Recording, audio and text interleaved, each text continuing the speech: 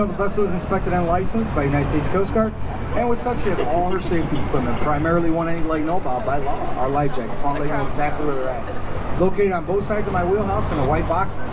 This black phony smokestack. The white boxes on the stern of the boat, and also in the bow. We have some white boxes full of life jackets, folks. In the unlikely event that you may need one, a uniformed crew member will provide one and show you how to put it on.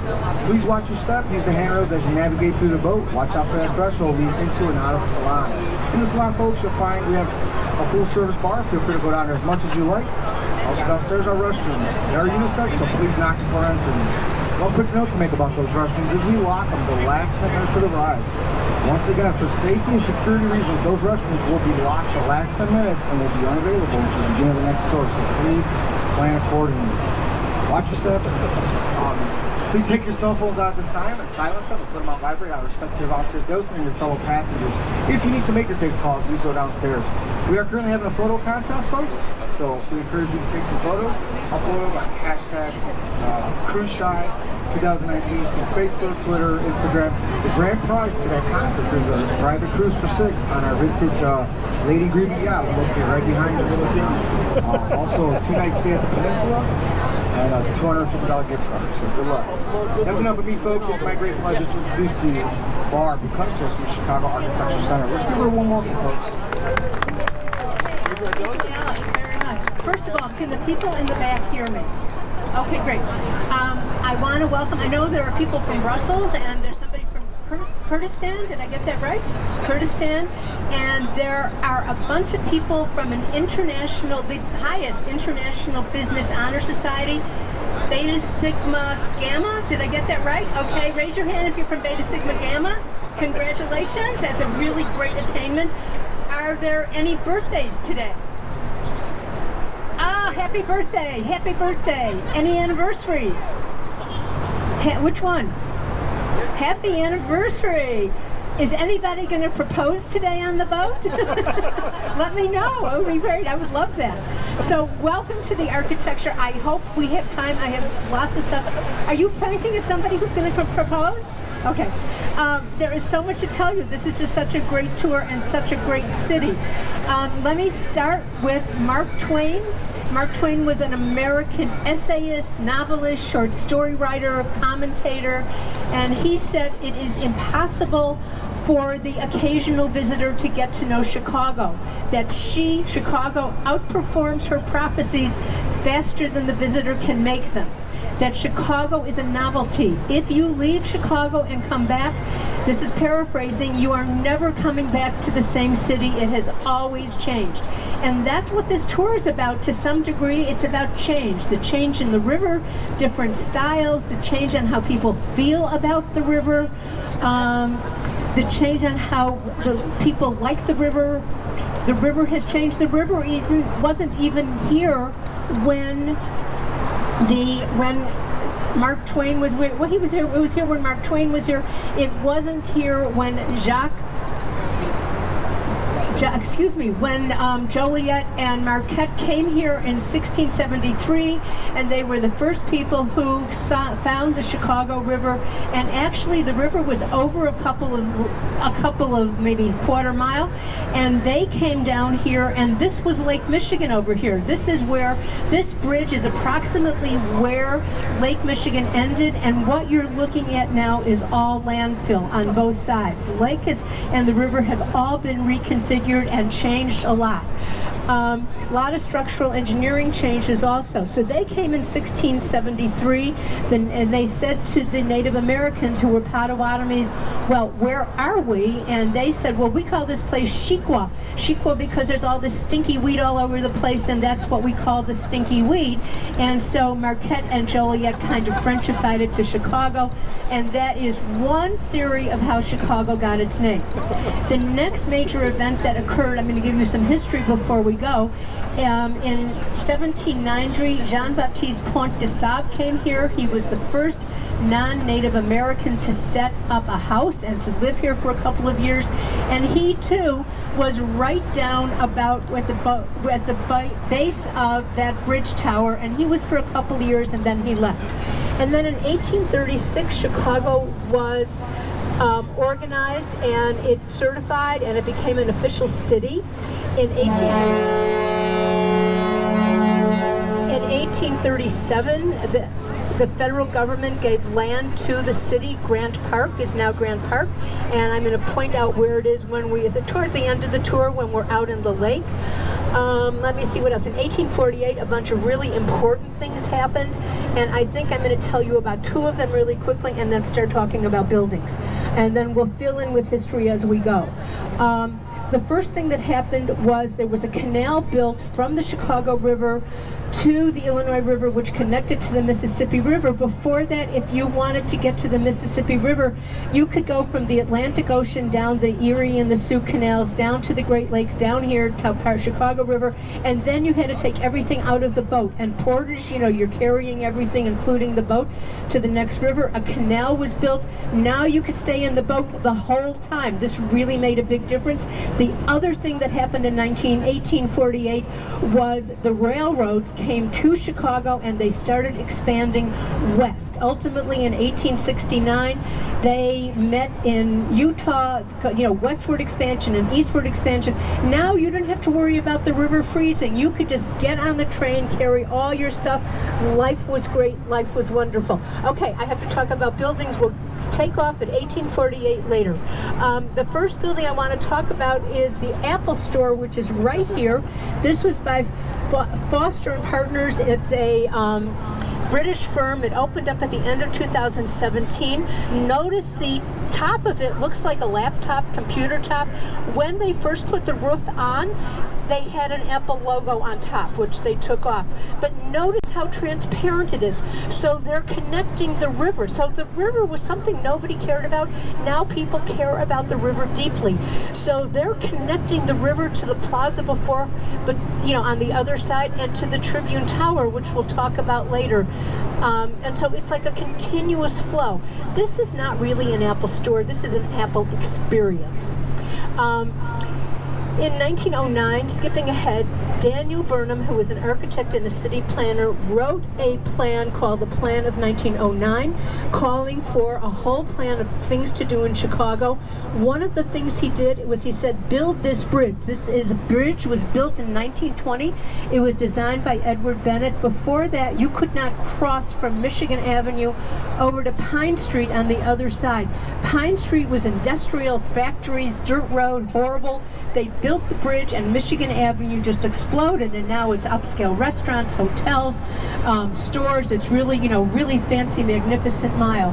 This is a copy of a French bridge, the Pont Alexandre, which is in Paris over the Seine.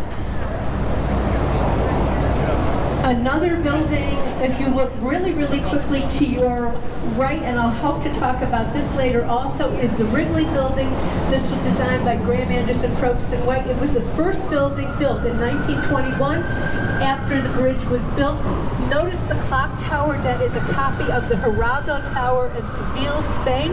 And then on your left, see where it says London House? That was designed by Alfred Altschuler in 1923. It is Beaux-Art neoclassic architecture. It was an insurance company for all the shipping that was on the river, and now it's a fancy boutique hotel. Notice all the columns at the bottom, the Corinthian columns, the Belvedere, that tower up on top, which is actually where there's a very wonderful three-story bar with great views of the river. The next Beaux-Art, so we have two kinds. We have Spanish Renaissance style and ka-ching, a change into Beaux-Art style. And the building that has that Belvedere and tower, and then the four little towers, was by Have and Dinkelberg. That is the Jewelers Building. It was built in 1926, and what's kind of interesting about it is it has elevators that are big as a car, because in 1926 jewelers did not want to walk on the street with their jewels, so they would drive their car into the building, go up on the elevator, get rid of the jewels, and then drive their cars back down and park them. let's see, the other thing that happened in 1848, got that. So Chicago was growing and growing. In the last quarter of the 19th century, it was the fastest growing city in the world. The population was about 25,000 in 1840, about 300,000 in 1871, and not quite 2 million in 1900. Actually, it was about 1 million in 1890 and almost 2 million 10 years later. Now, as we go forward, look at the building that kind of is a grayish-greenish building with those squared-off colonnade. The colonnade is those columns up at the top. That is the Leo Burnett building that was designed by Kevin Roche and John Dinkeloo. And it is where it's Leo Burnett, you know, told me the tiger and the Pillsbury Doughboy and all those advertising people that we know. And what I want you to see is at about the 15th floor, there is another colonnade. So this building is contextual. And when I say that, I mean it relates to another building or it relates to something on the river. And it's contextual. Do you see about 15 floors up? It's exactly the same height as where it says 55. And 55 West Wacker was designed in 1968 by C.F. Murphy, and it is a brutalism style. So that's an old style that's not used very much. It's called brutalism because that's raw concrete. If you look over here, see all these people and these restaurants. This is the Riverwalk. Mayor Daley, Richard M. Daley, our most recent Mayor Daley, apparently went down to San Antonio. I know there are people from Texas on this tour. Hello, Texas, San Antonio? Okay.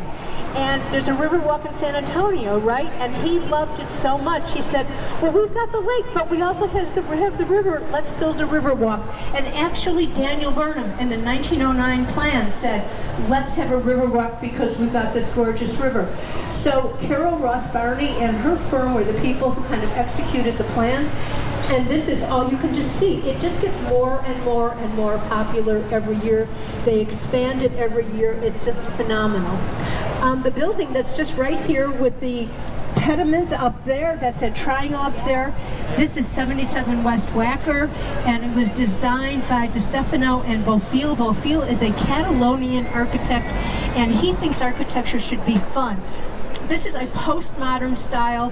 When we get to mid-century modern, I'm going to refer back to postmodern.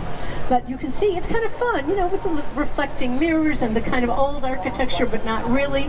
And as we get under the bridge, look to your left again and notice this building that kind of has insets. This is 111 West Wacker. It was designed by Gary Hendel. And you see those insets up there, those horizontal and vertical insets? He is specifically referencing the river. This building was built in about 2014, and he's referencing the river. And also notice the lower horizontal is the same height as what we call the arms. This is the LaSalle Wacker building. It kind of looks like a giant's armchair. It was built in 1930. Halliburton and Root were the architects, and the city had passed a zoning ordinance that you couldn't build straight up. You had to have setbacks, and so this allows for more air and ventilation and light in the building and less darkness on the street itself because of the setback. So that was a change in zoning. And the building coming up now, which I like all these buildings. I say I really like. This was the old Builders building that was built in 1926. Graham Anderson, Probst and White, 1927. Graham Anderson, Probst and White were the architects, and then Skidmore, Owings and Merrill designed the addition. You can tell the addition and the old building apart, but notice how the fenestration, this is a fancy word for window arrangement, notice how the fenestration is the same, and notice up at the top there's that sloping roof that's a mansard roof, but it's not a roof. Really what it is just covering 4 more floors of office buildings.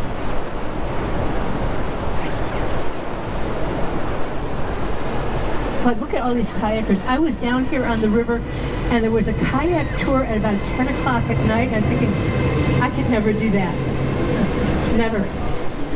So the building that says 225 West Wacker, and it has a flagpole but no flag today, was designed by Cone Pedersen Fox, and again, it's contextual. If you look up at the top and see right at the top, it looks like there's a bridge at the top in the middle, and that looks exactly like the bridge we're going to go under right now. And those urns up at the top are referring kind of to Frank Lloyd Wright, and that urn in the middle, who is an American architect. And we don't see any buildings that are built by Frank Lloyd, designed by Frank Lloyd Wright on this tour, but we will see another building that has Frank Lloyd Wright references. And the building that's after that is 333 West Wacker. It's this very green glass building, and it's very contextual. It was also designed by Cone Pedersen Fox in 1983. The green is because it's reflecting and referencing the green of the river. The curve of the building is because it's referencing the curve in the river where it is. And notice it's an easel. It's like a canvas, and it reflects the buildings on the other side of the river. So as the buildings change on the other side of the river, which is happening now, the painting changes. You can see the crane there on the left side of the building. That crane will not be there in 3 years, but there might be another crane there.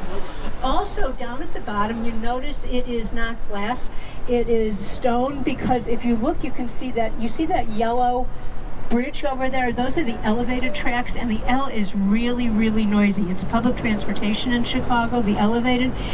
All the mechanicals are down there, so they don't care if it's noisy or not. If it's noisy, they don't care. So they put the mechanicals down there. They're stone out there. They didn't have to put glass there. And that is what makes the building kind of also tripartite construction. So there's the bottom, the middle, and then up at the top. Now we are just going to make a turn at River Point, which to me is the building right in front of us with that curve coming down at the bottom. That curve coming down from the bottom, and there's another curve going up at top, kind of like an arch. Can you see that as we make the turn? This is designed by Picard Chilton. It opened up at the end of 2017, and it has, if you notice, a convex curve, just like 333 West Wacker. Supposedly that is because the architects, like 333 West Wacker, they are making they're tipping their hat to 333 West Wacker. This is one of many buildings that have been built recently that have public parks on private land, because they couldn't put the building on the whole property because there are train tracks underneath, so they build a public park. And if you look at what looks like portholes, though, you can see they're fans, and those are exhaust fans because the trains go right underneath. So those are the exhaust fans for the train.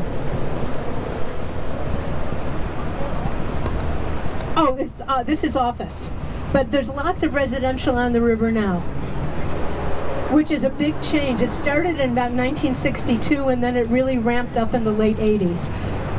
The building that is on your left right now, this building that has kind of a concave, was designed by DeStefano, and it has townhouses and a parking garage, and then apartments and condos. But what's interesting is it's such a narrow building that it can't have ramps in the parking garage, so it has elevators like the Jewelers Building for people to park, and their views have been cut off by this, but the apartments are only 1 unit deep, so there's a hallway going down on the west side, and the views from the west side, and you see the sunsets, and so the views from the west side of the building, because that wall is practically all glass, are just sensational. Adaptive reuse is a term in architecture, which means if the building has good bones, don't tear it down. This salmon-colored building is a perfect example. This is more change.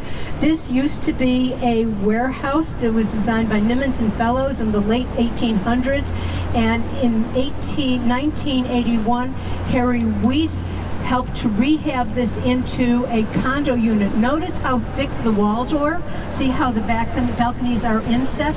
And also this was a cold storage and ice storage. They had to defrost the building. It took 6 months to defrost the building. And they took out 500 semi-trucks worth of horsehair and cork, because that's what they used to insulate it. Look at this building really quickly. I told you there's a lot to talk about. This building, these are 4 townhouses by Harry Weiss. They were built in 1988. One sold in the public market about 3 years ago for $2.25 million. None had sold until then. And so we know roughly one is worth $2.25 million. On your right is the East Bank Club. This was built in 1979. A very fancy upscale exercise, fitness, restaurants, beauty shops. And those windows up on the top were not there in 79 because nobody wanted to look at the river. The river was disgusting. But by 1986, it had changed. And so they put the windows up on top. The buildings on your left, another change. This is Kinsey Park. This is designed by Papa George Haynes. It opened in about 2002. These are townhouses. They are looking at the river. Notice all the windows looking at the river, all the landscaping looking at the river. When I take the train in or when I drive in, I come from north. The other side of those houses are just solid walls. There are no windows on the other side because there's the tollway to look at, or the expressway, or the trains. There's nothing to look at, so they're focusing on the river because people care about the river more than they used to because the river has been really cleaned up. People are talking about swimming in the river. There were some articles about a month ago about maybe it was going to happen this year, and they're saying no, it's not ready. And they said one of the reasons is there's so much traffic on the river to be able to swim on the river and not get hit by a boat is an accomplishment in and of itself. And there's also the pollution, but they're hoping by 2030 to clean up 90% of the phosphorus pollution, which is the main pollutant down the river, which, considering that the river goes down to the Mississippi, it's not surprising that the Gulf of Mexico pollution is mainly phosphorus, probably coming a lot from the Chicago River. Okay, look at these buildings really, really quickly. Another adaptive reuse. No, this used to be a warehouse, now it's a condo. Notice these balconies that are hanging. To me, that's a sign that it's been adaptively reused, that they added the balconies by hanging them by cables. They weren't originally built into the building.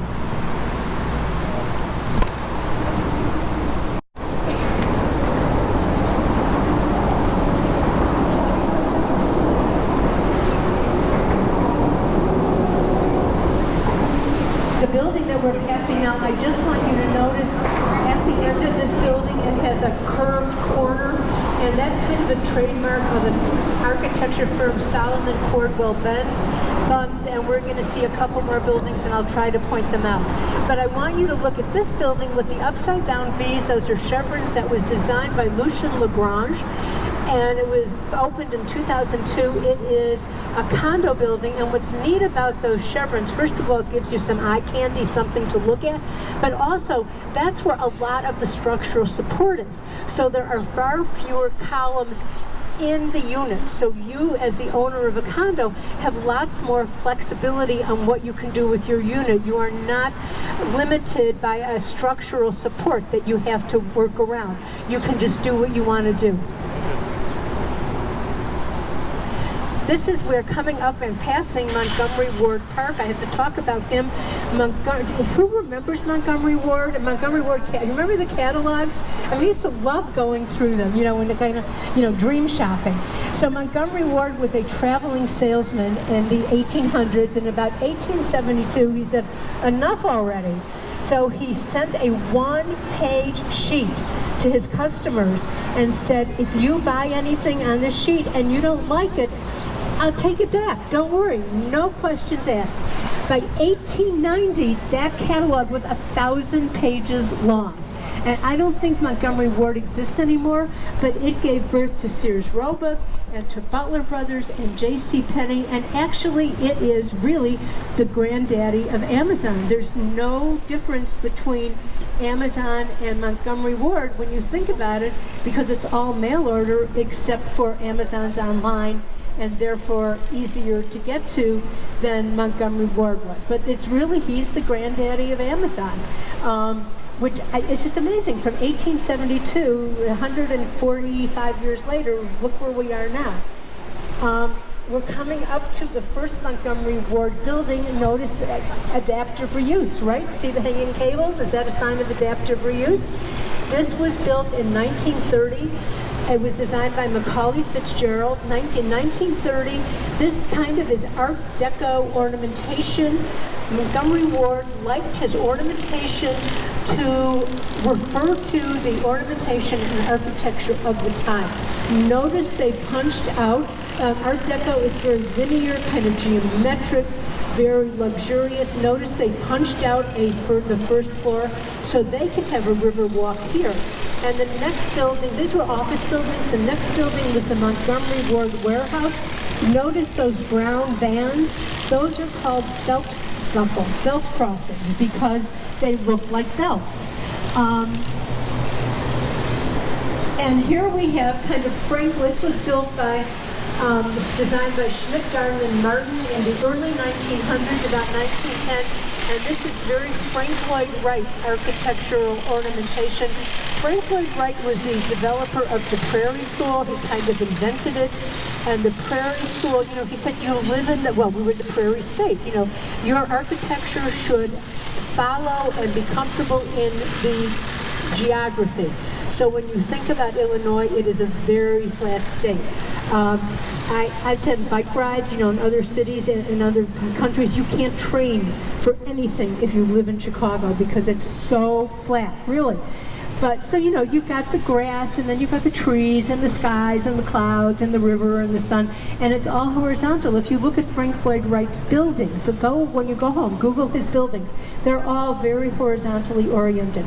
This is nobody really knows why it's called Goose Island. Maybe because there were a lot of geese on the island. Maybe because that was just another made-up word for Chicago politicians. You know, there's a building downtown called the Rookery, and you know, politicians rook you all the time, and maybe it used to be a city hall for a while. Anyway, Goose Island is going to be undergoing a lot of development in the next 5 years. There's going to be a lot of residential stuff here, more offices, more commercial, more retail. So, you know, when you do, one thing I love about giving this tour is every time I give it, it's a different river because building is going on and I see changes.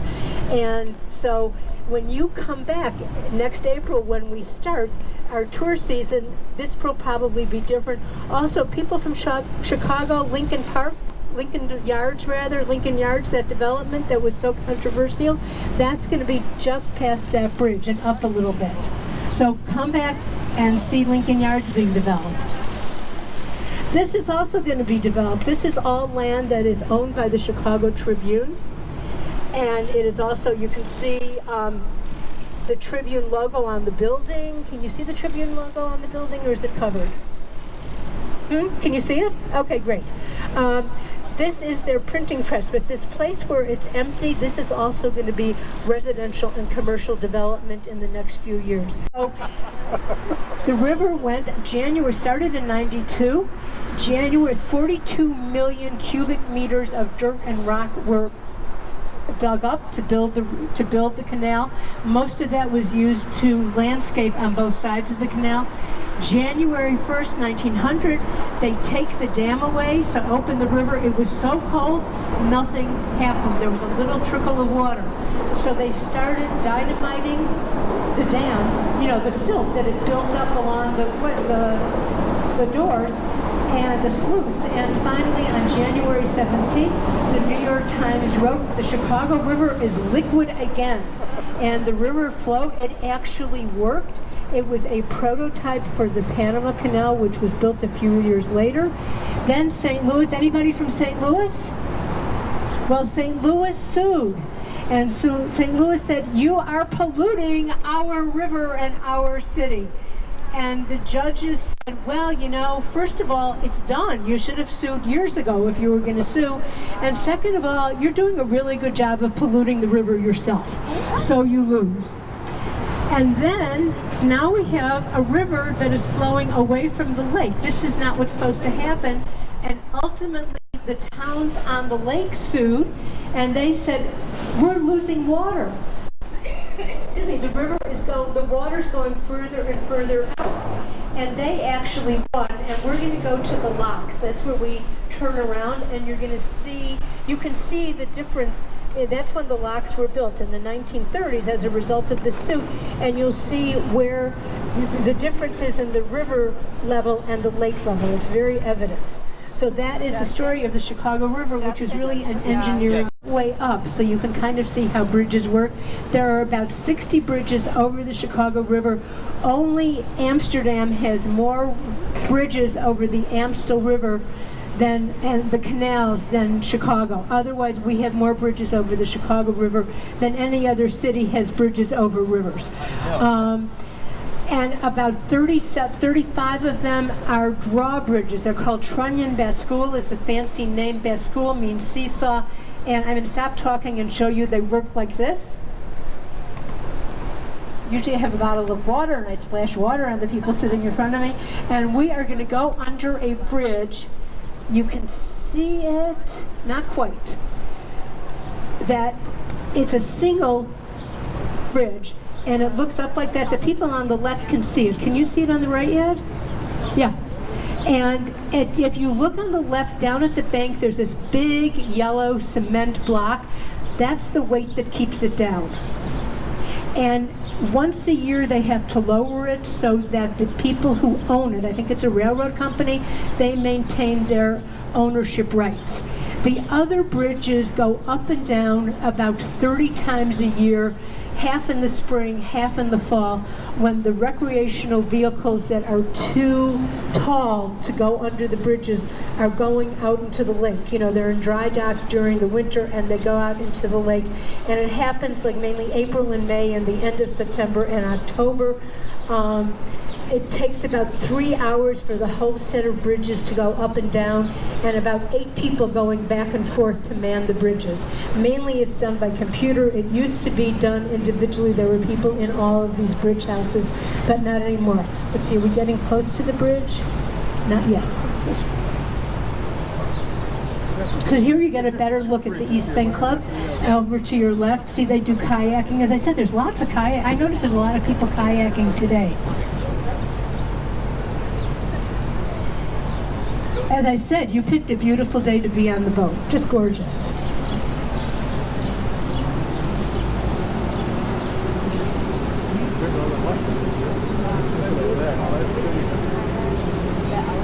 So where are we coming up to? Oh, here's the bridge. We're coming up to the bridge now. And you get another really good look at Fulton House. Fulton House is that salmon-colored building that used to be a cold storage warehouse that has been adaptively reused or changed into condos. You know, the level of the river changes also. There are days when there's a lot of rain, when we can't do the tour on the river and we actually go out to the lake. And also those stars are on Fulton House are the ends of bars, rebars that are reinforcing the stability and structure of the building.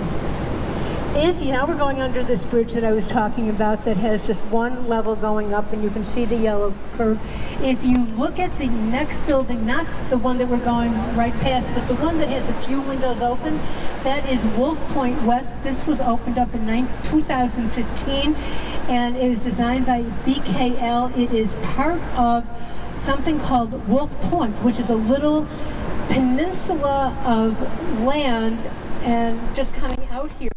This is an upscale apartment building. One big change that's happened in Chicago in the last 5 years or so, maybe 10 years after 2008, is instead of building only condos, lots and lots and lots of apartments are being built now. So this is really upscale. It has a dog run. It has offices that you can go work in. It has simulated golf courses. Of course, it has a fitness center. And it too has public park on private land, because they were able to just put this as a public. They couldn't build on the whole thing, So they have a public park here. There are 2 more buildings ultimately going to be completed here. One is on its way to completion right now, which is Wolf Point East, and that's going to be another apartment building. We're going past River Point. Look at these parabolic curves here. I just read that the metal in the parabolic curve, both the top and the bottom, are rain gutters. And again, you can see the size of this private land being public park. Now, the building that is just in front of us is 150 North Riverside, and this also opened in the end of 2017. It kind of looks on the bottom like a pencil or an upside down wine bottle, or maybe a wine glass, or a tuning fork, lots of different things. And it was designed by Getch Associates. This is where Hyatt's flagship offices are, their main offices. And what's interesting about this building, there are lots of things that are interesting, but the thing I'm going to tell you now, and I'll tell you more on the way back, is you see these sloping walls? Well, there are huge bars going across in those walls, and that provides most of the structure for holding the building up. So there's nothing on top necessarily holding it up. Really, all of the structure to hold it up is in the first 8 floors of the building. This also is one of those buildings where there's a huge public park on private land, because when they built these buildings, they put caissons down into the bedrock where they're building over railroad tracks, and we'll talk more about that also. And they could only build, I think it's maybe a quarter of the land is taken up with building footprint, and the rest of it is actually taken up with public park. And lots of restaurants.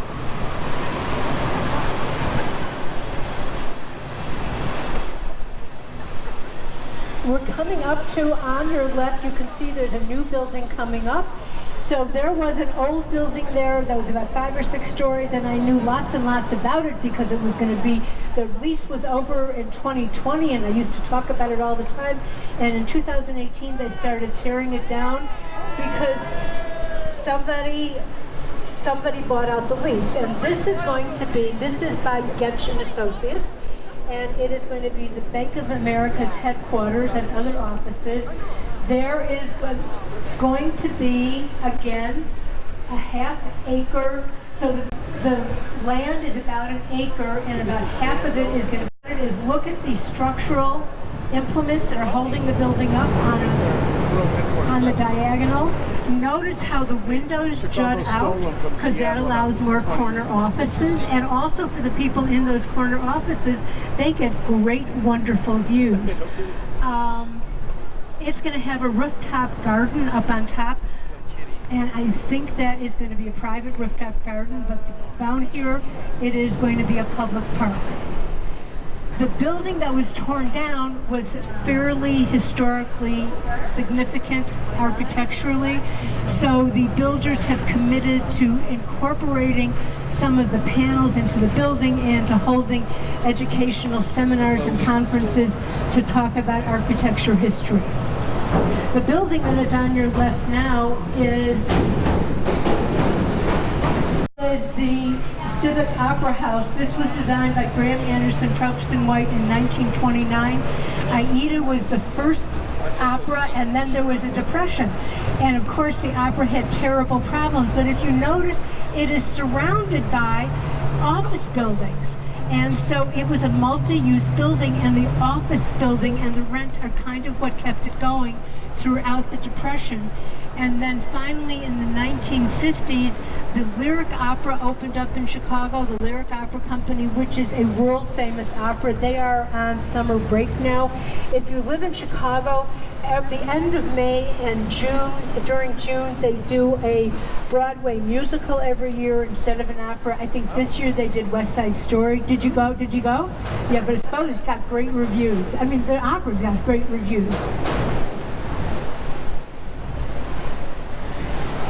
And now we are going to go past another change in architecture, which is called mid-century modern architecture.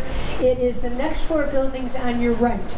These were designed by Skidmore, Owings and Merrill. The first 2, these are the Gateway buildings. This is Gateway 1, and then CDW, and then Fifth Third Bank and Gateway 4. 60s, the first 2 in the 60s, 1 in the 70s, and 1 in the 80s.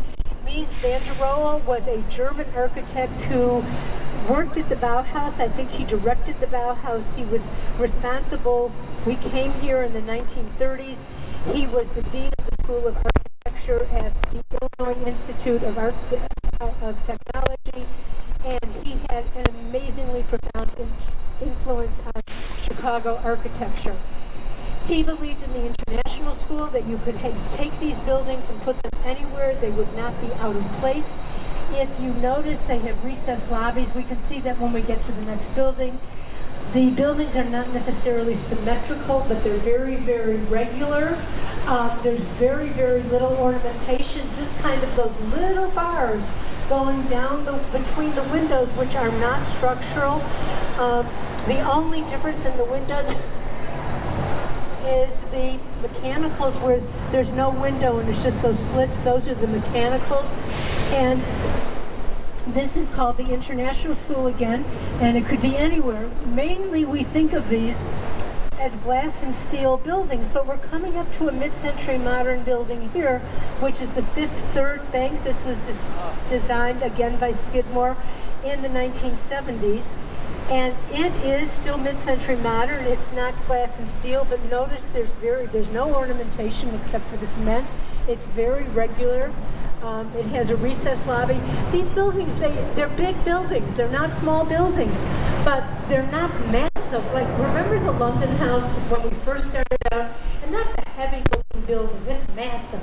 These buildings, like, they float a little bit more. At the very end of the tour, I'm going to show you one more building that's very classic, mid-century modern, and you get a better look at it. The Fifth Third Bank has attached to it this thing that we called an X-box. You see this thing sticking out? Remember the Lucien Lagrange building that had those upside-down chevrons? It had the structure on the outside. Well, this has the structure on the outside also. This used to be a trading floor. The trading company merged with another one. This turned into a gym, and they have lots of flexibility to move floors up and down and build walls, and they don't have to worry about it. The building coming up now is Gateway 4. This was built in the 1980s, and now they're departing from strict mid-century modern a little bit.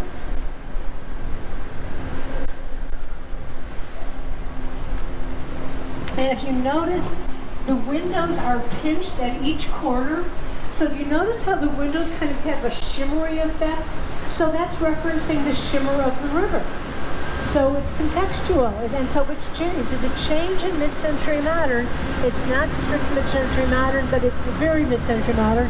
And then this curve is also because it's reflecting the curve of the river.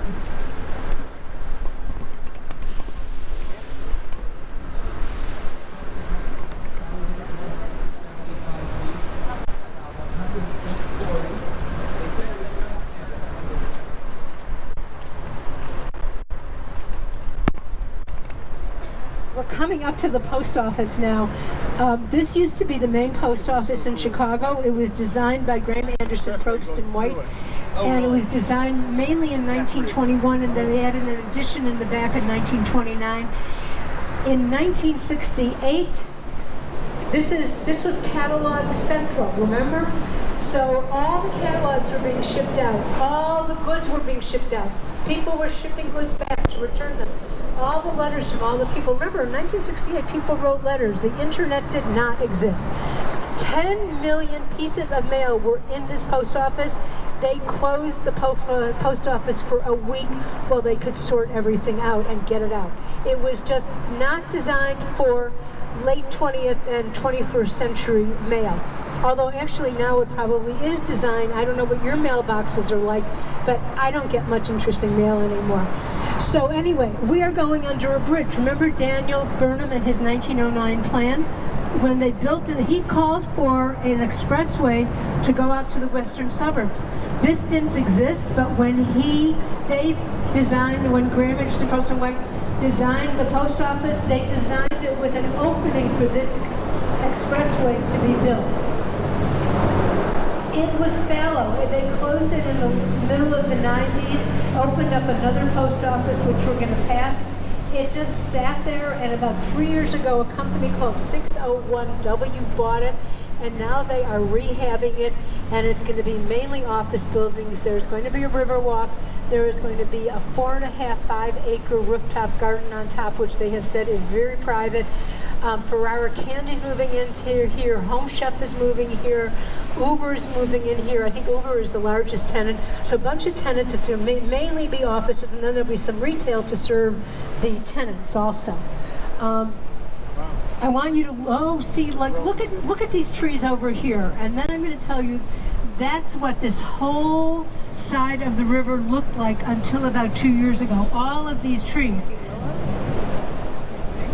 But first I want you to look at the new post office. New is now 23 years old, which is this building that was designed by Knight Associates, and it has some yellow bars going across it, so it's really easy to point out. This is much more horizontally oriented than the old post office. It spans 13 train tracks, so it's much easier to get mail in and out.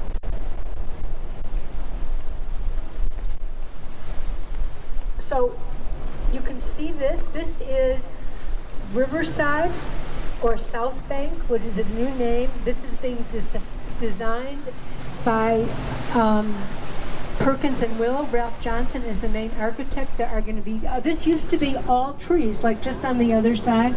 The building furthest south, furthest to my right standing up, is the Cooper, which is another upscale apartment building which opened up last year. There are going to be 10 buildings here, about 3,600 units altogether. If you look at the, this is all, you know what, the last time I gave a tour, this walk was not here. That's so interesting. They just did that in just a little bit of time. These stones here, where these people are sitting, used to be the foundation of a train station, which they uncovered, and rather than just toss them, they're using them in the landscaping, which is really neat. So this is going to be 3,600 people. Nobody would have thought of living on the south branch of the Chicago River 10 years ago. This is a complete change in the way people live in the city. And look at the city. I grew up in Chicago. Nobody lived down here when I was growing up. It's a huge change. We're coming up to River City, which are the building, these round buildings. These was designed by Bertram Goldberg. And they were built in 1986. There were supposed to be several of them. The idea was that there were going to be many, and it would be a city within the city. It would stop suburban flight. There were zoning issues and they couldn't do it, but he said there are no right angles in nature. So if you notice, his windows kind of look like eyebrows and they have lots of curves. There are offices in here, there's educational institutions, preschools, nursery schools, kindergarten, so on and so forth, doctor's office, grocery stores. So you can live here and only go out to work or maybe to go clothing shopping. So, you know, this is a pretty self-contained building, and there's a fitness center if you want it to be. The water here is aerated, so they do not have to take their boats out in the winter because the water's moving and they don't have to take their boats out. Now, South Bank, which we just saw where the Cooper is, that building, that is also going to be continued on the other side of River City at some point. That's a building going on. If you look over to your right, you know, they put this fence up, which is just, they did not ask our permission. Oh, can you see it? Maybe it depends.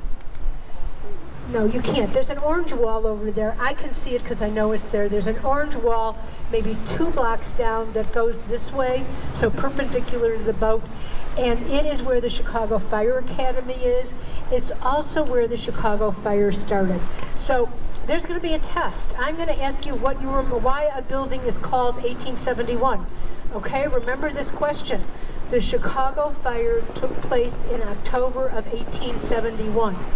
Okay, remember that. And I'm going to sit down a little bit. Anyway, so it took place in 1871, and this is what we know. We know that it started there.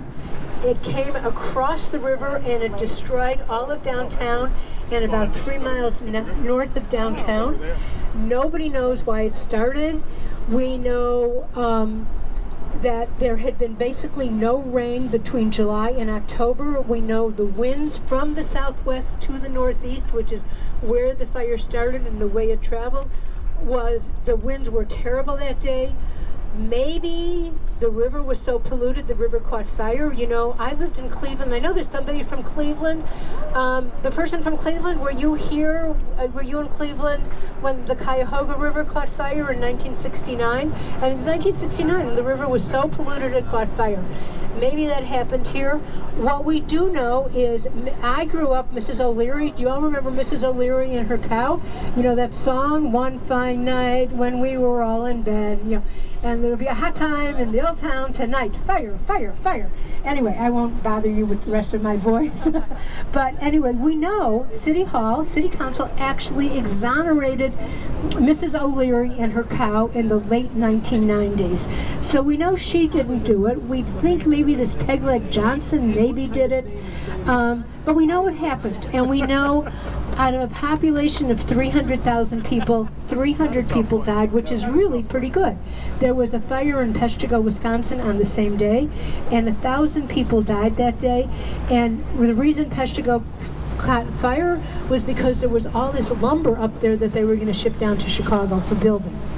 We do know 100,000 people lost their homes, but because most of the factories and most of the jobs were on the other side of the Mrs. O'Leary's cow or Pegleg Johnson, however you want to look at it, the factory still existed. So people had jobs to go to, they just didn't have places to stay.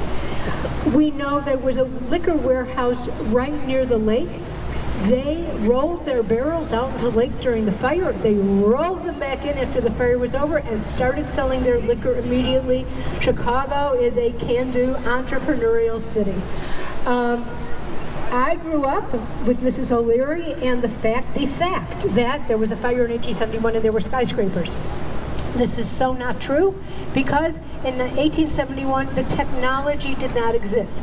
This took a man called LeBaron Jenney, who was a civil engineer in the Civil War, who built bridges, and he had to invent the metal frame building. Before he invented this building, this frame of metal, and then you would have, it held the building up. You'd put the floors between the frames, and the outside of the building was just decoration, ornamentation, and also protection from the wind and the weather and privacy. But also you had to have things like telephones. You know, if you're on the 10th story of a building and you had to run downstairs every time you wanted to talk to a colleague, you know, you don't want to be up there. If there aren't safety elevators, you're not comfortable going up to the 10th floor in your flimsy elevator that could dissolve and just plunge to the ground in any minute. And also, you know, frankly, if you're on the 10th story and you're going in the bathroom, you don't want to have to run downstairs. You want flush toilets. So all these auxiliary inventions had to occur also. Record of in 1888, it doesn't exist anymore. There's a plaque someplace for. And Chicago is the home of the skyscraper with these metal frame buildings and these wonderful construction. And it's just, you know, it changed the world. It completely changed the world. And it culminated in Chicago with the building that is right behind us with those big two antennae up on top. That's Willis Tower. Willis Tower was designed as Sears Tower in 1974. By Bruce Graham of Skidmore, Owings and Merrill, and Fazlur Khan, who was the structural engineer. This is when structural engineering became really important. By 1974, they figured out gravity. Gravity's not an issue. It was the sway of the building that's the problem. So there's an apocryphal story about Fazlur Khan shaking out cigarettes, and you know how they come out irregularly when you shake cigarettes, and maybe people say it really did happen. And he said that's it. So Willis Tower is 9 tubes of different heights. One tube alone does not give you stability, it sways. 9 tubes linked together with some give in between gives you stability. It's 1,454 feet tall, about 442 meters for people from Europe. When it was built, and until about 1996, so about 22 years, it was the tallest building in the world. It is not anymore. It currently has, in the United States, in North America, the tallest floor in the world. When we're out in the lake, I'll tell you the story about the Freedom Center in New York and why it is credited with being the tallest building in North America, but how you define it. And there's a new building going up in New York now that its top floor is going to be taller than Willis Tower. But so for another year or so, we have this distinction. There are, let's see if I can remember this, 25, enough concrete to build 25 miles of 4-lane highway, and enough steel to build 50,000 cars. And the building that we're just passing now, this kind of salmon-colored building, is 311 South Wacker. So Cohn Pedersen Fox, remember 333 West Wacker, that curved building? They got the commission, and they're going, what are we going to do? I mean, we're right near Willis Tower. We've got to build something that is distinctive. So they built the un-Willis Tower. You know, really, it's salmon colored. It has many different kinds of windows. It has many different corners, many different shapes. If you can just see at the top, there's a tower with fluorescent light bulbs at night.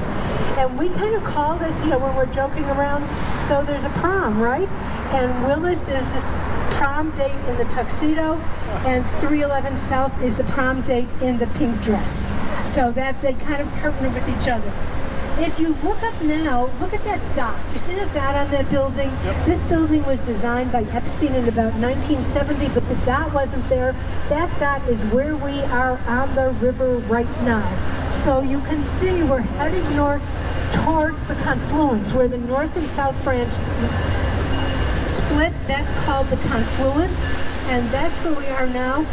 For those of you who are my age, which is, you know, getting up there, if you remember CTA tokens, remember CTA, anybody remember CTA tokens? Thank you. Man in the pink shirt, thank you. So remember they had Y's on them. That's because the city river. The Chicago Public Library's logo has a Y on it. The city of Chicago has a Y on it. So it's all the Y of the river. The river made Chicago, I think. It really did a lot towards making it. If you look now, I want to talk about, in Britain, they came up with this idea of air rights. So you had a railroad yard, and a developer would buy the air above it and build a building. And the idea was the train company got the money. It's a win-win-win situation. The train company got the money from the developer. The developer would get money from either owning the building or selling the building. And then the city would get property taxes, and also the city would get sales tax from the people who were working in the building. So there were really, here, you can see the train cars here. And you can see how the buildings were built above the train cars because they put caissons down into the bedrock down 50 or 100 feet. So everybody won, you know, and then it made the city a better city because more people are coming into Chicago every day. So it's a really win-win-win situation for the city of Chicago and for the people who work here. So this is still going on, but if you look at the building that's right in front of us, okay, good. That's the Boeing building. That was designed by Ralph Johnson for Perkins & Will in 1990. And I want to call your attention to the building in front with that truss on top. That building is part of the Boeing building. It is independent from the other one. They could only put down 3 caissons. They couldn't get the fourth one down. So the river side of that truss is holding up the river bank side of the building. Kind of like a weightlifter, Holabird and Root in 1929. The Daily News used to be the afternoon newspaper. It stopped publishing probably in the late 70s, early 80s. And one thing that I like, well, first of all, it was the first building built over air rights. And second of all, it has a plaza over the river. And this is when the river wasn't very exciting and popular, but they still put the plaza over here, which I think is very cool. Now we're kind of forward thinking. Now this is an office building, and it serves as a gateway to the train station, which is on the other side of it. You get another look at the Boeing building here. which is really not, we would take it down to about 21st or 22nd Street, so almost 3 miles down that way, and you can take it up to the lake. So the water taxi is a great way to just use as transportation up and down the lake. We're making a turn now, and we're going to look at a building that is LEED certified. Many of these buildings are LEED certified. LEED certification is leadership in energy and environmental design. In Chicago, it's a real prestigious thing to be LEED certified. You get it, you have it in new buildings, rehab buildings, office buildings, commercial buildings, retail buildings, any kind of building. It's platinum, gold, and bronze certification. And as we're making the turn, as we go under the bridge, we are going to go past the Mart, which is notice. This, by the way, each river walk between the bridges is called a room, and this room has been named permanently now the Confluence. And every year it's a little different. A couple of years ago, did anybody take a tour a couple of years ago? And there was a huge deer here, a huge sculpture here for the summer, and then they took it down. Last year there were more of this yellow structure was here. This shimmery thing that's blocking the street was new last year. So every year they do a little something to the Riverwalk to make it different. I think there are 9 new places to get food on the Riverwalk this year. I mean, it's just amazing. So as we make this turn, you can see Wolf Point East going up here, and then in the middle between Wolf Point East and West is going to be building Salesforce, is the corporation Salesforce, and that's going to be the building in the middle. But the building right next to it is what was the Merchandise Mart. Now it's just called the Mart. It was designed by Graham Anderson, Probst and White, and opened up in 1930. It was the warehouse for Marshall Field and Company. If you're from Chicago and of a certain age, you remember good old Marshall Fields, which was the premier department store in the city. It went out of business, or it was bought by Macy's about maybe 15 years ago, 20 years ago now. And it used to be the warehouse, and now it has really been changed into a high-tech building. But notice the building is considered to be a little Art Deco-y. If you notice on top, you can just see at the far corner there's a pyramid. In the 1920s when it was built, Egyptology was a big deal, and also you can look at the geometric ornamentation. Now, here comes the question. Remember, now you all know the answer. Remember the answer. The top 4 floors is a high-tech incubator called 1871. Why is it called 1871? What? Yes, the fire. Because Chicago rose from the ashes of the fire, and the high-tech incubator is rising from the ashes of the Mart that wasn't retail anymore. But these busts looking in is the Retail Hall of Fame. There are people like Montgomery Ward and Roebuck and Sears and Wanamaker and Marshall Field and all those old guys. And David Letterman, remember him, called those the biggest pezzes in the world. Oh, can we see it? No. So as we go under the bridge, look at the building that says Chicago Cut Steakhouse on your left. And I want to point it out because it's right here, right to your left as we go under the bridge.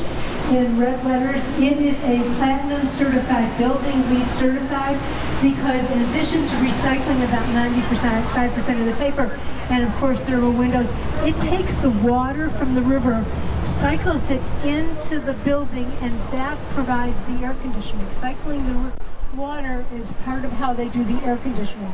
So that's pretty technically advanced. Big change. Let me see something.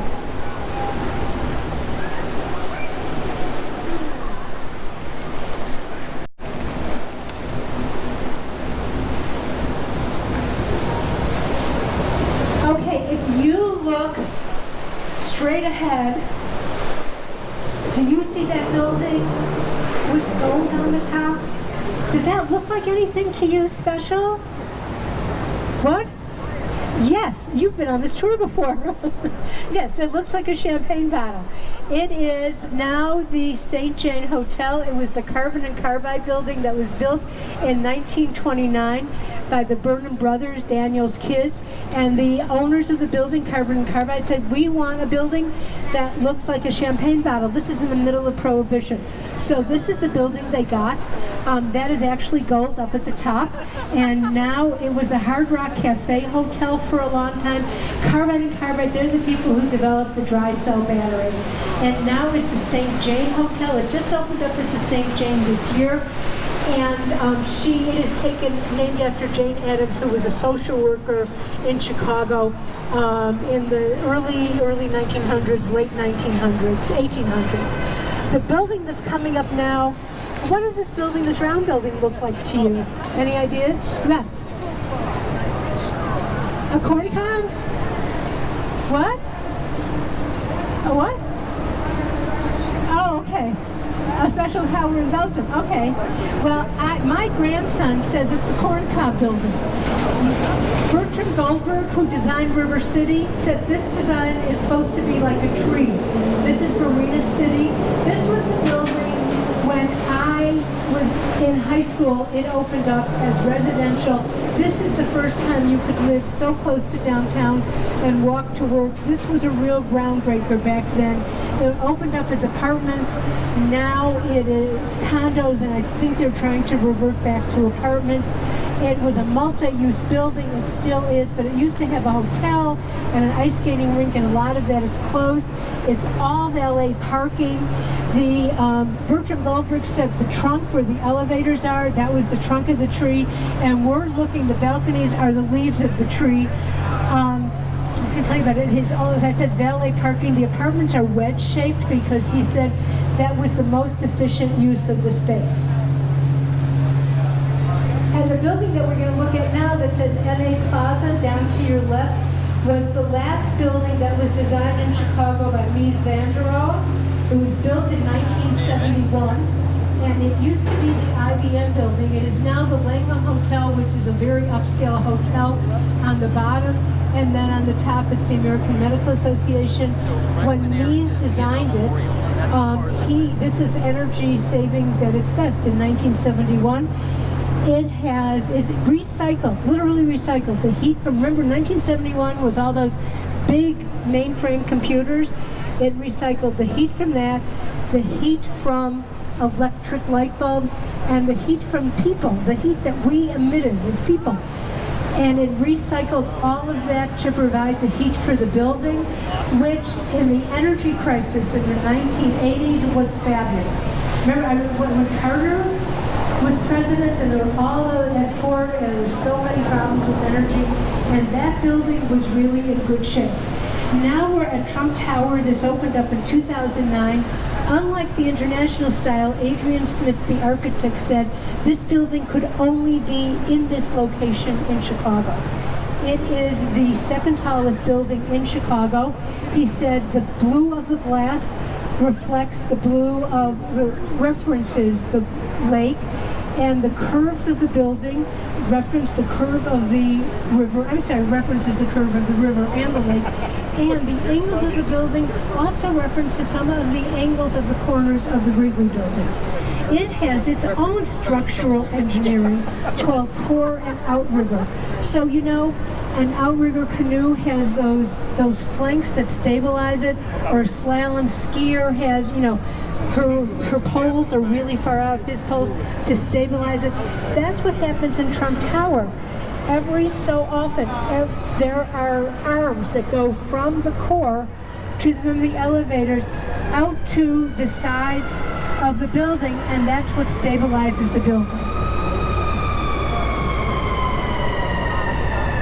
So here's the Wrigley building, and I want to point out to the Chicago Tribune Tower, which is that old building that was built in 1925, also off to your left, that was designed by Howland Hood. Colonel McCormick owned the Tribune. He had a contest for the most beautiful office building in the world. This is the one that he chose. He happened to be stationed in Rouen, France during World War I. Looks exactly like the Butter Tower in the Rouen Cathedral. Maybe there is a connection there. This was the printing. I was at Browning. I came here for a field trip and I saw the pictures, the Tribune printing. When you saw the printing plant, they moved their offices, and now they're turning this into 165 really, really upscale condos. They're going to be starting at 700,000 and going to 7 million, I think. And I just read they're going to be opening the sales offices like within the next month or two. Down at the bottom, there are all of these rocks from the 50 states and things like the Great Wall of China and the Berlin Wall, and there's a metal thing from the World Trade Center and stuff like that. It's fun to walk around it, and it's changing. There are, flying buttresses in Gothic buildings. There are flying buttresses here, but they are not structural. This building that says Fidelity, this is the mid-century modern building that I was talking about, where you get a really good look at mid-century modern. Maybe on our way back I'll point it out, but you can really see the recessed lobbies there. There's the setbacks. That's NBC Tower. That's designed by Adrian Smith. He calls this heritage style. First of all, it has flying buttresses, those elbows, that are referencing the Tribune Tower, but these are structural. And if you look at a picture of Rockefeller Center, you're looking at a picture of this building. This is NBC's offices. There are also 4 consulates in there in this office, in this building. Remember Solomon Cordwell Benz with that curved wall? We're coming up to the Sheraton Hotel. This is the 4th largest convention hotel in Chicago. It was designed by Solomon Cordwell Benz in 1983, and as soon as we get past this bridge, you'll be able to see the curved tower.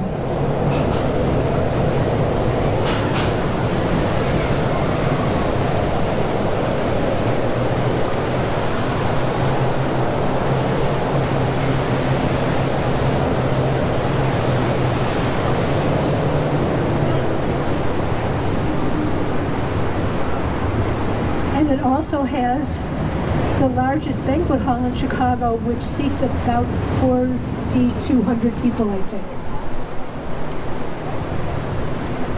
Here you can see lots of new stuff on the river. They're actually going to have public restrooms down on the Riverwalk soon, and they are going to be building a couple of elevators from the street down to the river, hopefully by next year. So some of this is new and some of this was here last year. But the Riverwalk opened, this is 2019, I think it opened officially in 2017.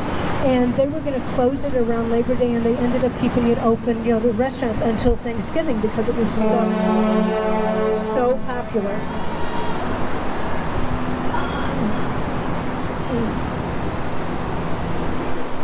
We talk about this on the way back. So the area we're going past now to your right is an area called Lakeshore East. This building is the Vista that's going up. I'll talk about that later. But the outer drive used to have a certain curve in it, and they got rid of the curve. And so there was all this land that was kind of just going for people to use. And they put a par 3 golf course in there for a while. And then Skidmore, Owings & Merrill was hired to do a development plan. And so this is all residential. Most of the buildings are named after water names like the Chandelier and the Coast and things like that. There is a private school, GEMS Academy. It's an international system, and they are opening up a 5th through 12th grade school very, very soon. These were built, the plan was developed in the early 2000s, and they were going to start selling condos in 2008, and there was a problem with the economy in 2008. So as a result, a lot of these are apartments, and apartments with an option to buy as opposed to condos. And inside there is a park, which is about 1/2 an acre, and it's just gorgeous. Okay, we're heading out to the lake now. You can see on your right, on your left rather, Lake Point Towers, that curved building that was developed by Shipwright, designed by Shipwright Heinrich in 1968. When it was built, it was the world's tallest apartment building in 1968. now it's condos. Those curves are also to deflect the wind. Another way, another change to deflect the wind, and also give people beautiful views. So there were all of these codes in Chicago, and that building was actually not supposed to be built.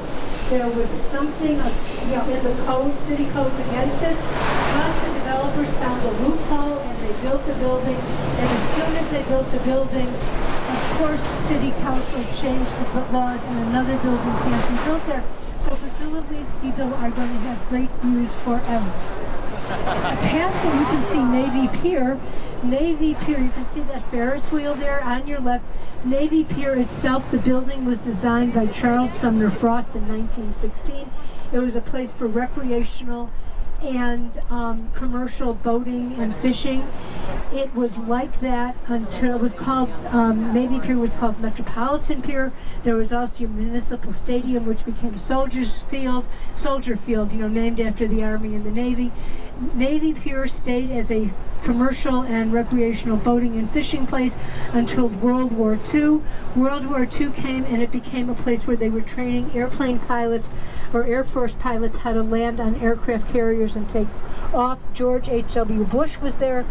There are several hundred planes in the bottom of the lake, but nobody died. Everybody was rescued.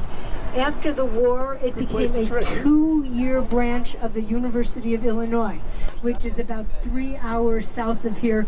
So you went to the pier. You would come to if you didn't want to live out of town, if you couldn't afford to live out in Champaign, you would come here for 2 years.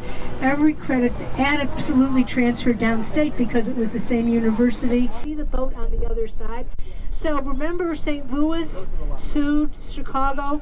Well, the cities on the lake and the towns on the lake sued Chicago because they were losing lake water, and then the federal government said, you're right. And so the locks were built. So they open up for boats coming in and out, and they open up every day. About 900,000 people go through the locks every year. About 60,000 boats go through the locks every year. 200,000 tons of cargo go through the locks. If you look, you can see how much lower we are on the river than the lake level is on the other side. I just read yesterday that one barge going through the lock has about 60,000 bushels of grain. And if you were to take those bushels of grain and make them into bread, it would be about 1 loaf of bread for every person who lives in Chicago. Okay, I'm going to let you take some pictures. I'm going to take some water. And this is a great place for pictures, and it's a great day. But then I'm going to tell you 2 stories.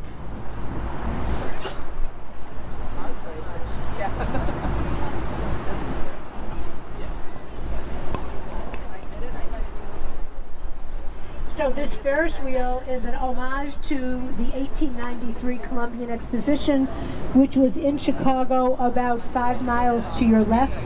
And Mr. Ferris, literally, invented the Ferris wheel. It was about twice as big. The cars were as big as street cars. Nobody trusted it until he went around and around, and finally they trusted it. This is open, I think. This is the second Ferris wheel at Navy Pier.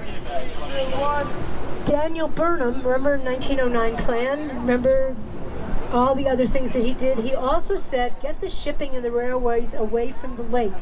As a result of Daniel Burnham, about 26 miles of lakefront is for the people of Chicago. It's public. There are these marinas. There are 11 marinas in Chicago with about 11,000 boats. There's beaches, there's swimming holes, there's yacht clubs, all kinds of things, but for the people, not for the shippers or the railroad owners. And then Montgomery Ward, remember the catalog king? He had an office on Michigan Avenue, and people wanted to build where Grant Park was. Remember, Grant Park was given to the city of Chicago by the federal government, and it said forever open on the plat. It says forever open, clear and free. So people wanted to build on Grand Park, and he sued the city and the state 4 times. He said, no, you can't do that. It says forever open, clear, and free. The courts agreed with him every time, so that's why Grand Park is Grand Park. Millennium Park is actually the northern end of Grand Park, and if you haven't, I'm going to tell you at the end where you should go to see more of Chicago. Going down to Grand Park and Millennium Park is absolutely one of the things you should do. I don't know, does anybody know, is there a concert at Millennium Park tonight? There probably is. It's an open air, the last open air free concert venue left in the United States. Great music, all kinds of music. When we get off, I can Google it and see if I can figure out what's going on. There's a great restaurants. The restaurants, if you go down there, the outdoor restaurants, they freeze the land that it's on. It's a skating rink in the winter. There's gorgeous sculpture. Millennium Park is great. Now, look at this building that is going up. This is the Vista building, and before we go any further, when you can see it, you see that gap up at about like 10 stories down. Do you see that gap in there's just not a floor there? So the Vista building is being designed by Jean Gang. It is condos, upscale condos, and a hotel at the bottom. They're going to start moving in 2020. They've been building this for about 3 years now. That gap is there because of the sway, more structural engineering. There's no floor there because the wind is going to pass through where there's no floor, and that's going to alleviate the sway. That's the idea. The shape of these shapes are called frustums, F-R-U-S-T-U-M-S. They're kind of, somebody said they look like Coke bottles. And this is something like 6 or 7 different shades of blue, I'm sure referencing the lake and the river. And they start at $1.1 million. And I think I just read the least expensive unit that's been sold is a studio that sold for somewhere around $900,000. So, but it's still more expensive than the Tribune Towers. But their sales offices are open if you want to go to the sales office. And this turquoise building is the GEMS Academy, this turquoise and reflective light building. The other reflective building is that building that looks like it's a triangle. That's the Swiss Hotel that was designed by Harry Weiss in 1988. Remember, Harry Weiss did that renovation of Fulton House on the North Branch, and he did River Cottages, those 4 townhouses. This is triangularly shaped, and the elevator is in the middle. And it's in the middle because that way the hallways aren't as long, and that's good for you if you are staying there, and it's good for the help because they don't have as many feet to walk to get to your room to take care of it.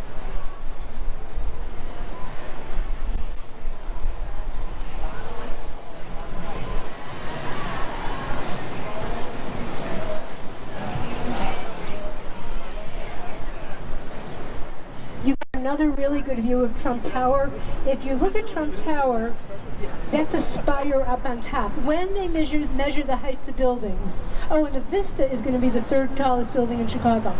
When they measure the heights of buildings, the Center on Urban Habitats, I think it is, they measure from the lowest pedestrian floor to the highest architectural element. So that spire counts in the measurement. Willis Tower, those are antennas. They are functional, they are not decorative, so those don't count in the measurement. That's why the Freedom Center is taller, because it has that huge spire, but Willis has the tallest floor.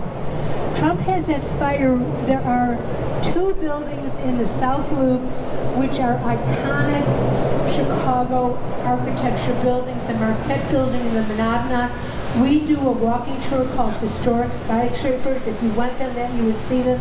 That spire is the same height. So Adrian Smith is referencing Chicago. Also, the setbacks on the Trump Tower reference the Wrigley Building, Marina City, and I think the IBM building. They're supposed to be around the same. Trump, by the way, has 570 miles of sidewalks. The concrete is equal to 570 miles of sidewalks. And I think we're going to getting close to docking. The building that we live in, the Architectural Center, is this mid-century modern building coming up. It was designed by the successor offices of Mies van der Rohe.